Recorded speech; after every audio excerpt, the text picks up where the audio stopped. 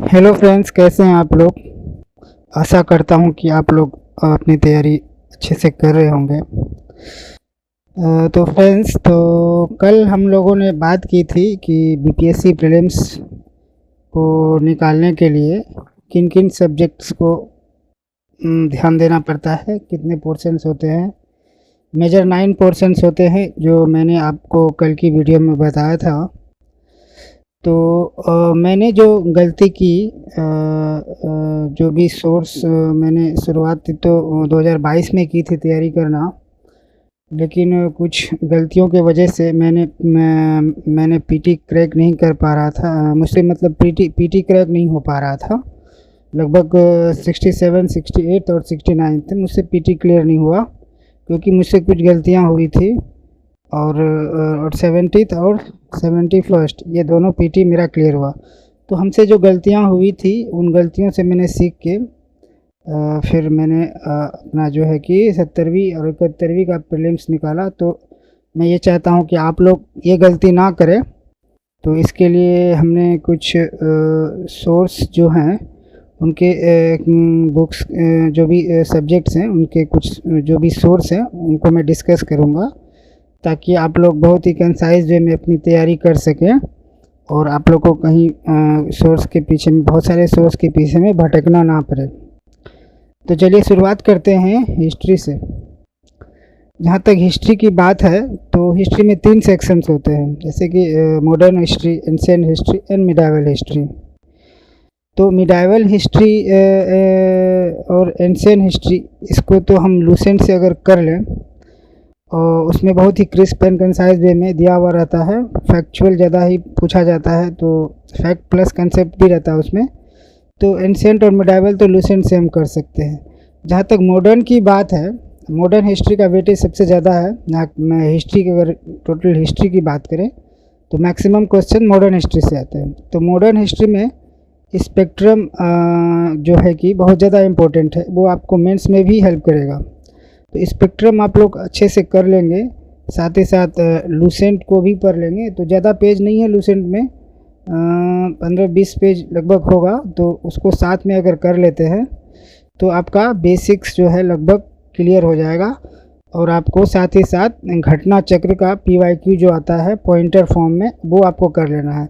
तो हमसे गलती ये हुआ था कि हम बेसिक्स तो कर लेते थे लेकिन हम PYQ देखते नहीं थे। तो हमको लगता था कि बेसिक कर लिए है तो हम क्वेश्चन तो बना ही लेंगे, लेकिन एग्ज़ाम हॉल में कुछ मार्क्स से रह जाता था, क्योंकि घटना चक्र में PYQ दिया रहता है और बहुत सारा क्वेश्चन रिपीट होते हैं PYQ से। तो PYQ बहुत ज़्यादा इम्पोर्टेंट है बनाना। आपको जो है कि घटना चक्र का जो डिटेल में जो मेंशन किया हुआ रहता है एक्सप्लेनेशन, वो नहीं करना है, क्योंकि वो कीजिएगा तो आपको बहुत टाइम लगेगा।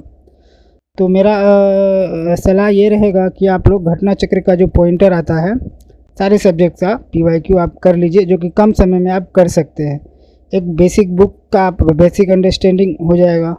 साथ ही साथ अगर आप घटना चक्र कर लेते हैं तो आपका जो भी कमी होगा वो कमी को रेक्टिफाई कर देगा और आपको बेहतर मार्क्स लाने में मदद करेगा। हिस्ट्री का जहाँ तक बात करें तो 35 से 40 क्वेश्चन आता है।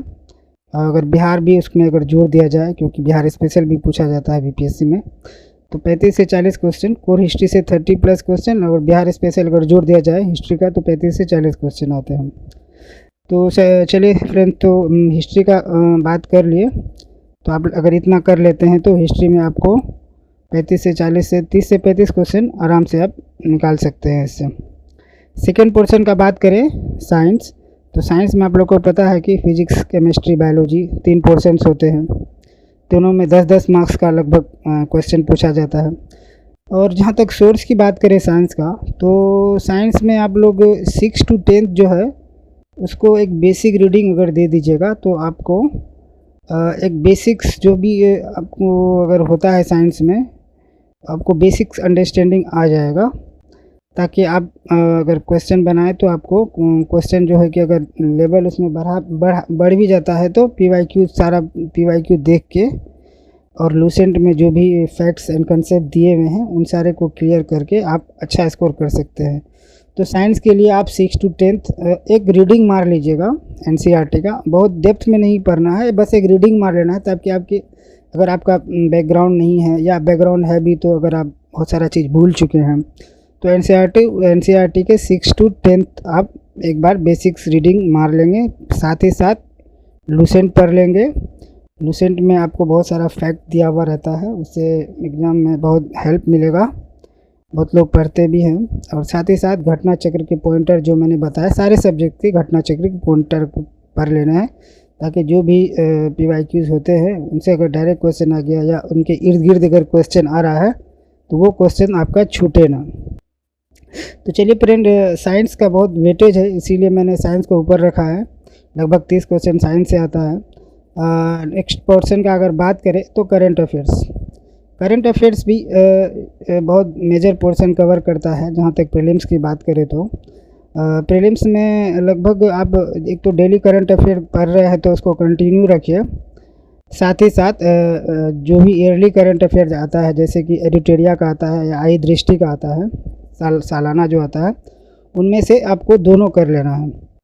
अगर आप दोनों कर ले रहे हैं तो आपका जो है, जो भी एक मैगजीन में कवर नहीं रहता है बहुत सारा चीज़, या दूसरा मैगजीन में अगर आप पढ़ रहे हैं, एक मैगजीन नहीं पढ़ रहे हैं, एडिटोरिया पढ़ रहे हैं, मतलब कोई भी आप मैगजीन, एक ही मैगजीन अगर पढ़ रहे हैं तो कुछ चीज़ें छूट जाती है। तो इससे ये होगा कि आप अगर 2 मैगजीन पढ़ लेते हैं तो बहुत सारा चीज़ कवर हो जाएगा। अगर 30 क्वेश्चन अगर करंट से आ रहा है तो आप 20 से 25 क्वेश्चन बनाने के काबिल हो जाएंगे। साथ ही साथ आप PYQ में जितने भी करंट का क्वेश्चन आते हैं वो थीम्स एनालाइज कर लीजिएगा।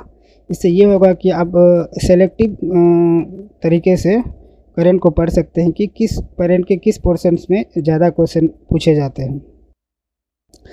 चलिए फ्रेंड्स, तो करंट अफेयर्स के बारे में हम बात कर लिए। नेक्स्ट पोर्शन में चलते हैं, तो ये बिहार स्पेशल है। बिहार स्पेशल में मेजर जो पोर्शंस होते हैं जो जिससे क्वेश्चन आता है, जैसे हिस्ट्री हो गया, इकोनॉमी हो गया, ज्योग्राफी हो गया, पॉलिटी हो गया। इन 4 मेजर सेक्शन से लगभग क्वेश्चंस आते हैं। इनके लिए जहाँ तक सोर्स की बात की जाए तो सोर्स तो बहुत सारा है मार्केट में, लेकिन मैं ये 2 सोर्स जो है, एडिटोरिया या क्राउन पब्लिकेशन, इन 2 सोर्स पे मैं ज़्यादा फोकस करना चाहूँगा। मतलब इन दोनों में से मतलब कोई भी एक सोर्स आप अगर आप पकड़ लेते हैं और अच्छे से 1, 2, 3 रीडिंग मार लेते हैं, साथ ही साथ PYQ कर लेते हैं, तो आपका बिहार स्पेशल का मैक्सिमम चीज़ें कवर हो जाएंगी। और बिहार स्पेशल बहुत ज़्यादा आपको कोई परेशानी पैदा नहीं करेगी, और अच्छा से आप अगर 22 से 25 क्वेश्चन आता है तो आराम से 17-18 तक आप बिहार स्पेशल में 20-22 तक भी बना सकते हैं। बेस्ट कि डिपेंड करता है कि आप कितने अच्छे से इसको पढ़ रहे हैं। जितने भी क्वेश्चन मैंने सब्जेक्ट्स के बारे में जिक्र किया है, इन सब के घटना चक्र जो भी PYQ है, अगर इनको एनालाइज अगर करते चलिएगा बेसिक के साथ में, तो आपको बहुत ज़्यादा हेल्प मिलेगा। और एग्ज़ाम निकालने के लिए इतना काफ़ी है, जहाँ तक मेरा एक्सपीरियंस की बात है। मैंने ये गलती ये की थी कि मैंने जो है कि PYQs पे कम फोकस किया था, जिससे मेरा 4 नंबर, 2 नंबर, 5 नंबर से PT रह जाता था। फ्रेंड्स, तो बात अगर ज्योग्राफी की किया जाए तो ज्योग्राफी में भी अभी वेटेज बढ़ रहा है, 15 से 18 क्वेश्चन तक भी पूछ रहा है अभी 2-3 साल से। तो ज्योग्राफी में आपको ज़्यादा नहीं पढ़ना है, बस 11th और 12th की NCERT को पढ़ लेना है।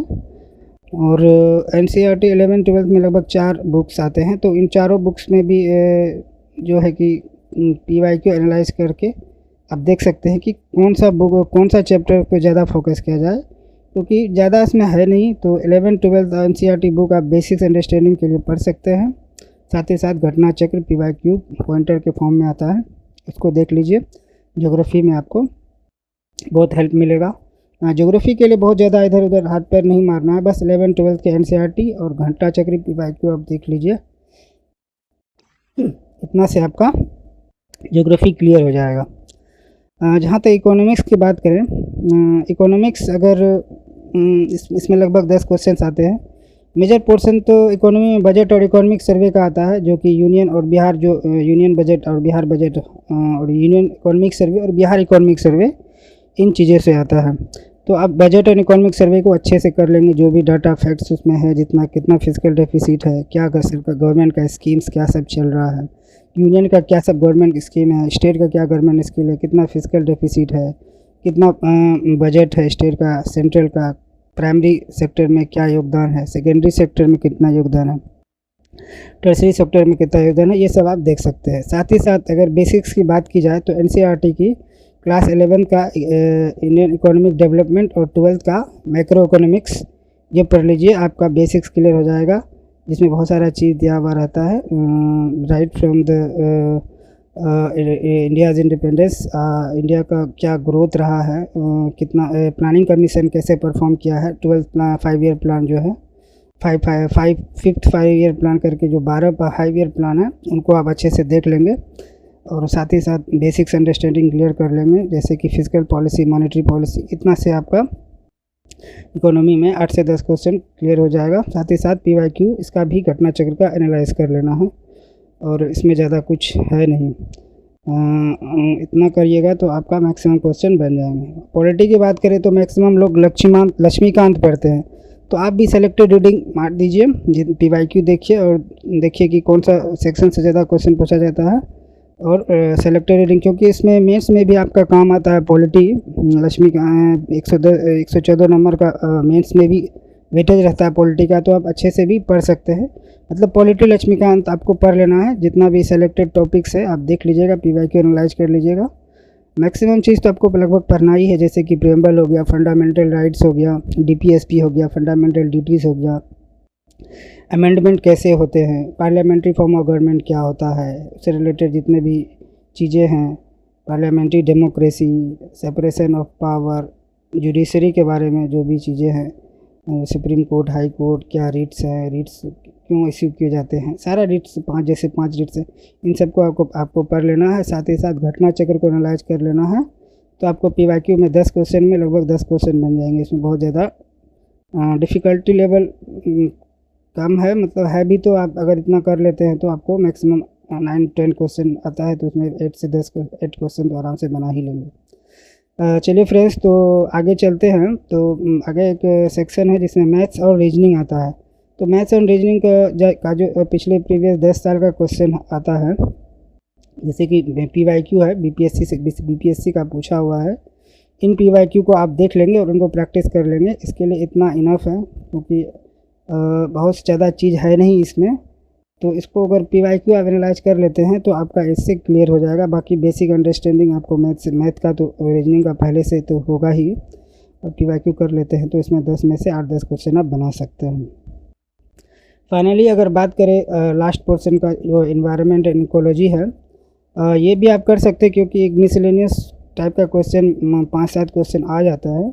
तो ये आप इसको एनसीईआरटी के जो बायोलॉजी क्लास 12 का चैप्टर 10, 11, 12, 13 इनको अगर आप कर लेते हैं तो ये मिसलेनियस क्वेश्चन जो इन्वायरमेंट और इकोलॉजी का आता है वो आपसे नहीं छूटेगा।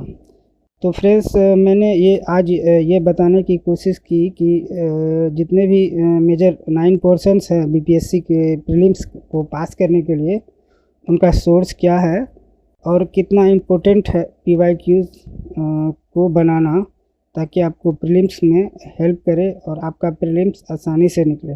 अगर आप पीवाईक्यू नहीं करेंगे, कितना भी अगर बेसिक्स पढ़ लेते हैं, तो आपका नहीं होने वाला है।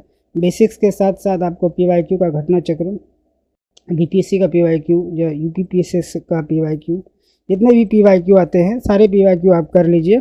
साथ ही साथ 8-10 अगर आप मॉक दे देते हैं, एटलीस्ट 8 से 10 मॉक्स दे दीजिए, ताकि आपको उस चीज़ के बारे में जानकारी हो जाए कि कैसे क्वेश्चन को टैकल किया जाता है with in certain time limits.